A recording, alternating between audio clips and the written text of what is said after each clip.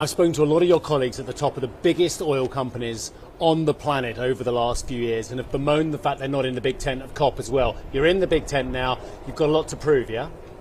I think we're having a conversation about what ExxonMobil can do in this space, how we can take our capabilities, our core competitive advantages, and apply that in areas that will make significant reductions in emissions and doing it in an affordable way.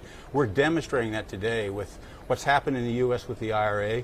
We're growing a low-carbon solutions business. We have contracts with three different companies, an ammonia producer, an industrial gas producer, and a steel producer, to capture their emissions and sequester that emissions.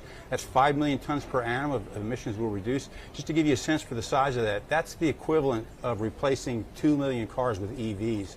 That's all the EVs that are on the road in the U.S. today. We've done that with just three contracts. And so the potential here is huge.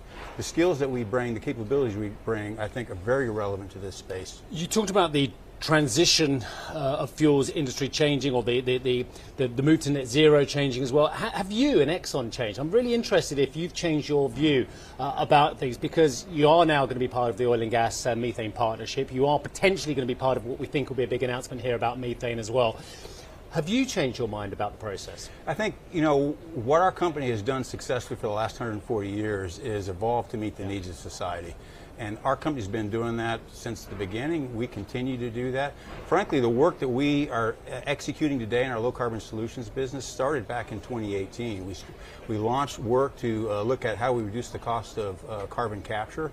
We started doing work on low-emission fuels. One of the challenges, as I said, was the focus was so singular on wind and solar and EVs, the electron side of the equation, that people weren't accepting or open to the ideas of what can the molecule side of the equation do, what we can do in terms of transforming and managing molecules, hydrogen and carbon molecules. That, I think, today society is more open to a broader set of solutions. Frankly, we need a broader set of solutions.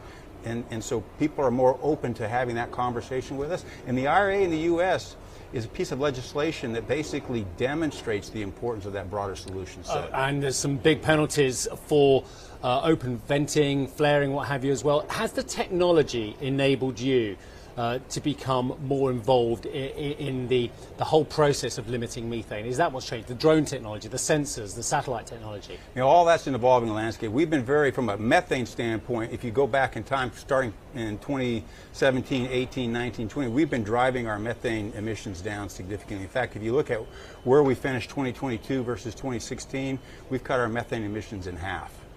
We're very active in working on new technologies to how we can measure, monitor, and detect methane so that we can respond to that. We've actually, for all of our Permian operation, we've centered our methane response in our Houston location so that we can monitor all of our operations and respond very quickly. And you can do that globally? We can do that today in the Permian. We're setting that up. When we bring in, if we close the Pioneer transaction and bring them in, we'll bring those assets into that, and so we're able to respond much more quickly. So our position on methane and the ability to reduce it has been a constant focus and work over the years that we get better and better at, and I expect that to continue as the technology evolves. What about those people who say Pioneer is just you doubling down on oil and gas with no disregard for the transition whatsoever? How do you respond to that? Well, the way we're looking at this is there's a demand for oil and gas today. There will be a demand for oil and gas going forward in the future.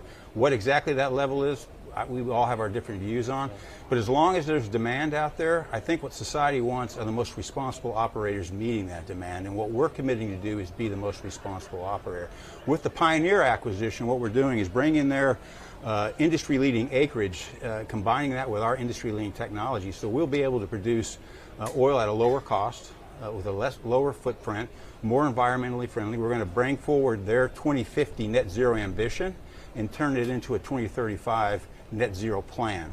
We're doing that in our existing assets in the Permian to get to net zero by 2030. That's a plan, not an ambition, and we're going to bring the Pioneer into that. So we will basically produce more oil at a lower cost, more efficiently, with less environmental footprint. That's a win-win-win, and we're improving the U.S. energy security. So there's a lot to like about that.